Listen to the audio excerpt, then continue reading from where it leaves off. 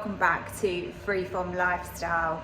I'm making this evening some beautiful fillet steaks and I'm going to test them out in the Ninja and see how this goes.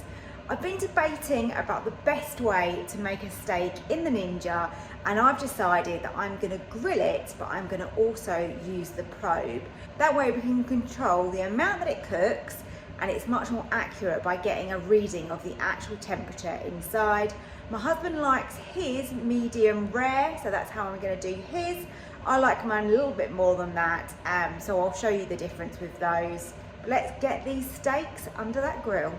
With this dinner tonight, I'm doing some carrots and some broccoli, some peppercorn sauce, and also some Parmesan new potatoes. That's probably what you can hear on the hob right now. What I like to do is always get my steaks out of the fridge and let them come up to a room temperature and then just release them out of the packaging. Oh, look at that beauty. How good does that look? We very rarely have steaks, so this is a really nice treat. And I want to keep these really simple by literally just putting on these some black pepper. Now we're going to be using the probe, which is located just in the side of the machine if you've not used this before. So this literally just comes out really easily. The long end here will be inserted in the meat and we want to try and get that right in the centre or as close to as we possibly can. There's a little stopper here that is in the lid, so we need to remove that and then we can pop in that end. Go alongside these gorgeous steaks, we've got some new potatoes which I have just parboiled. Keeping this really simple, we're going to pop on a baking tray some olive oil, then we've got some Parmesan which is already grated, makes life a lot easier, and I'm going to sprinkle that over. I've made these in the air fryer before and they are really good, but because I'm going to be using the Ninja tonight for the steaks, I thought why not pop these in the oven. Right, so just get rid of those lumps, and then with the potatoes, cut side down in the oil and the Parmesan, and that will stick and make them taste absolutely delicious. As soon as you connect the probe in, it will literally come up here. So I'm going to get my steak and we are going to attempt to put that through the middle of the steak. Seems pretty good. So we can have that one that side and just place the other one there, leaving some space around them. So when you close the lid, just check that that is to one side, which it will be. That's great.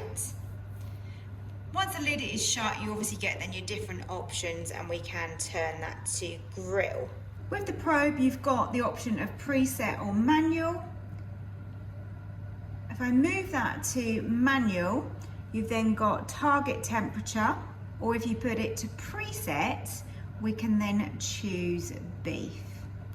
So with the beef, we have options of rare, medium, medium well, and well. So you've got loads of options, which is great. Yeah, we're gonna opt for medium rare, which is setting number 4. We can only hope that it works. So automatically that comes up with the target temperature for a medium rare piece of beef, which is 50. We've got the probe temperature, which was 10. It's already starting to then go up, 10, 11. I actually don't think this is going to take very long at all to get these cooked. We've just reached 33, which is the probe temperature, target of 50, and it says shake, so I'm wondering whether I should turn over the steaks. Seems sensible, doesn't it really? Right, let's flip it over. Yeah. Definitely was the best way to go with that, wasn't it? No different, like that you cook a steak each side. Let's do the other one. So the one with the probe is going to be my husband's and this one is going to be mine. When that's finished and I've got my husband's exactly as I want it, I'm going to pop the probe into mine and continue until it's how I like it. So steak number 1 is finished.